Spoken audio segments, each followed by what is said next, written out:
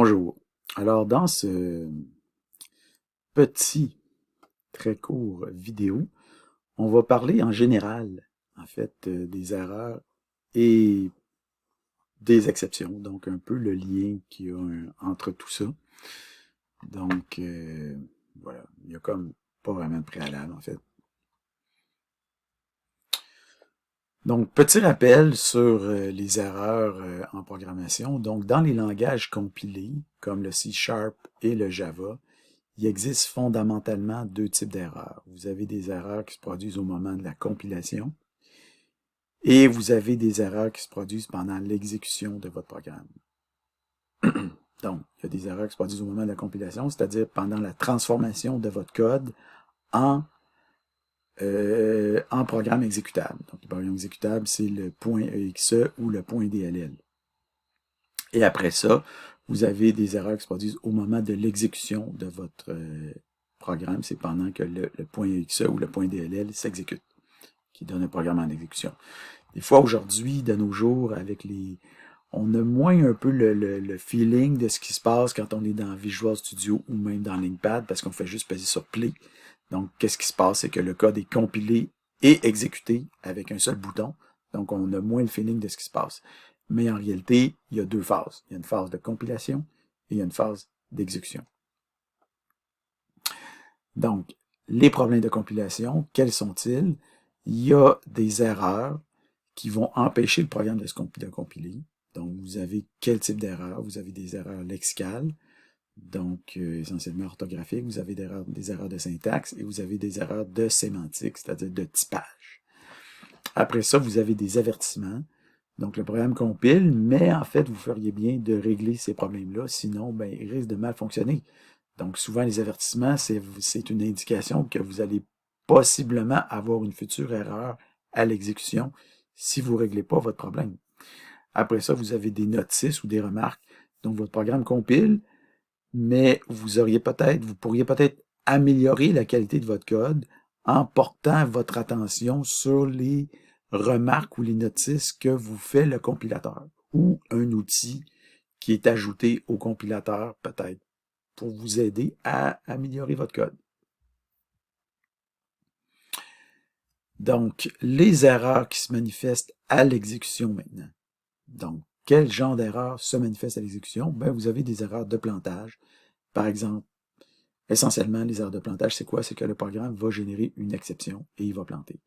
Vous avez des erreurs de blocage. Le programme fige, généralement à cause d'une boucle infinie, mais il n'y a pas juste ça qui peut causer des erreurs de blocage, mais essentiellement, souvent, ça va être ça. Après ça, vous avez des erreurs de logique au niveau du traitement. Donc, le programme ne donne pas le bon résultat, le résultat attendu. Vous avez des erreurs d'adéquation qui sont aussi des erreurs de traitement. Donc, le programme fait bien les choses, donne les bons résultats, mais ça ne correspond pas aux attentes du client. Donc, le résultat, en fait, vous avez fait exactement le bon travail, mais vous l'avez, par exemple, le client voulait, par exemple, une auto rouge, mais vous lui avez livré une auto noire. OK? Vous avez fait le bon travail, mais vous n'avez pas donné la bonne chose. Après ça, erreur par omission, votre programme est incomplet. Donc, vous ne faites pas tout ce que le client voulait. Donc, vous lui livrez une auto, mais qu'il n'y a pas les fenêtres avec le, je sais pas moi, les sièges chauffants ou quelque chose comme ça. Donc, il vous manque quelque chose. Erreur de zèle, le programme en fait trop. Il fait plus que ce que le client demande.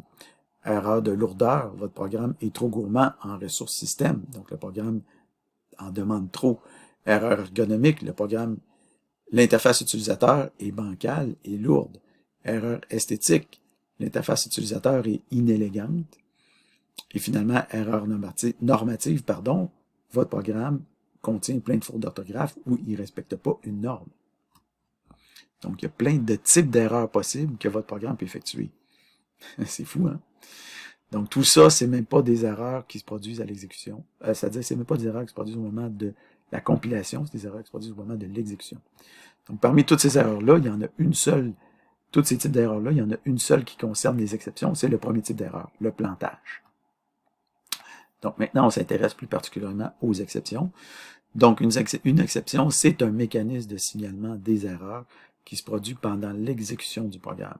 Une exception indique qu'un dysfonctionnement a été rencontré ou détecté par une partie du programme, soit par le système d'exploitation ou par le processeur lui-même. Ce qui nous amène déjà à classifier les exceptions en 3 grandes catégories. Vous avez des exceptions matérielles, vous avez des exceptions environnementales et vous avez des exceptions logiques. Donc, exception et couche de programmation. Donc, si vous regardez votre programme comme tel, votre programme va s'appuyer sur quoi? Votre programme va s'appuyer sur des fonctions, des classes, des librairies, des frameworks. Ça, c'est toutes des choses que vous allez coder d'une certaine façon. Donc, essentiellement, ces choses-là, vous allez coder, vont déclencher des exceptions de nature logique. Donc, vous détectez la logique de votre programme. Est-ce que la logique fonctionne comme il faut? Okay? Quand vous faites du downguard, ou vous faites des gardes pour vérifier les paramètres, vous faites de la détection de logique d'utilisation de vos fonctions et de vos constructeurs et tout ça. OK?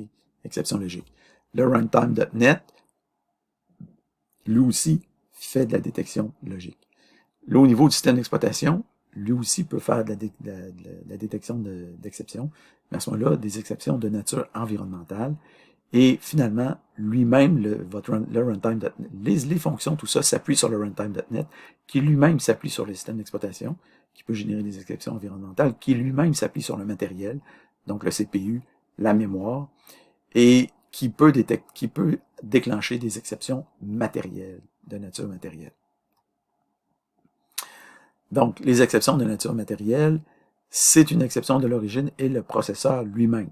Okay? Les cas typiques, vous avez division entière par 0, vous avez déréférencement d'un pointeur nul, donc null reference exception, des erreurs de segmentation, donc des violations de la sécurité associées au bloc de mémoire. Ça, c'est des exceptions qui sont de nature fatale. Okay? C'est rarissime en C#, mais ça serait courant, par exemple, si vous programmiez en C. Des débordements de piles, stack overflow. Okay? Ça aussi, c'est une erreur de type fatal. Des débordements arithmétiques, si jamais vous activez ce genre de fonctionnalité-là en C#. Donc, par exemple, ici, si on veut déclencher une erreur de type divide by zero exception, on peut le faire ici en C#. Ici, un null reference exception, on peut le générer ici en C#. Ou ici, si on fait une détection de débordement d'overflow arithmétique, on peut aussi le détecter en C#. Et ici, on a une exception de stack overflow.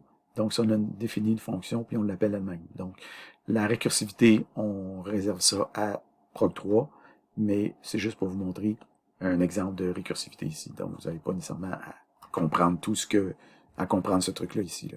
Okay? Puis, même chose ici, le check d'overflow, de arithmétique, on fait ça plus aussi en Prog3, donc, mais c'est juste pour vous donner un exemple. Maintenant, les exceptions de nature environnementale. Donc, c'est une exception qui est détectée par le système d'exploitation et qui est associée à ce dernier. Donc, typiquement, ces erreurs sont associées à la gestion des ressources de l'ordinateur, donc manque de mémoire, des erreurs de fichiers, des erreurs de communication réseau et d'autres erreurs aussi. Donc, par exemple, si on fait un file.open, on essaie d'ouvrir un certain fichier, mais que le fichier n'existe pas, ben, vous allez avoir, par exemple, un file not found exception. Okay. Ici, un autre cas, on a un array, mais énorme, qu'on essaie d'allouer. OK, mais là, on va voir, ici, on va avoir un out of memory exception. Finalement, les exceptions logiques. Ici, par exemple, en C#, on a une string, puis on essaie d'allouer. Ici, on accède au caractère 0. On a une exception. C'est-à-dire, on n'a pas d'exception. Caractère 6, c'est le dernier caractère de notre string. On n'a pas d'exception, mais évidemment, si on essaie d'accéder au caractère 7, on va avoir une exception. Index out of range exception. Par contre, c'est pas nécessairement tous les langages de programmation qui vont fonctionner de la même façon. Par exemple, si vous êtes en JavaScript, vous accédez au caractère 0, vous avez le premier caractère de la string. Caractère 6, vous avez le dernier caractère. Mais si vous accédez au caractère 7, en JavaScript, vous n'aurez pas d'erreur. Vous allez tout simplement avoir comme réponse undefined.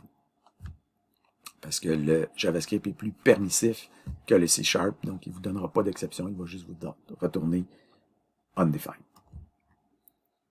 Donc, c'est pas tous les langages qui vont fonctionner de la même façon quand vous allez faire des opérations illégales, pour ainsi dire. Donc, en JavaScript, c'est pas nécessairement considéré comme étant illégal d'indexer une string au-delà des valeurs possibles.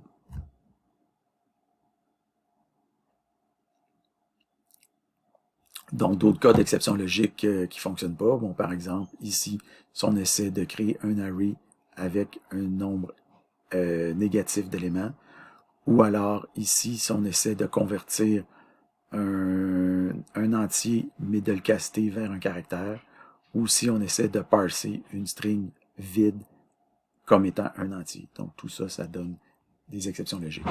On connaissait déjà un peu ces choses-là. Alors, en résumé, un programme peut engendrer différents types d'erreurs ou problèmes. OK, ici, des problèmes. On a des problèmes qui se produisent à la compilation, des problèmes qui se produisent à l'exécution. À la compilation, on a soit des erreurs, soit des avertissements, soit des notifications. À l'exécution, on a des plantages, c'est-à-dire des exceptions. On peut avoir des blocages, on peut avoir les autres. Au niveau des plantages, on a des plantages pour cause matérielle, pour cause environnementale et pour cause logique. Alors voilà.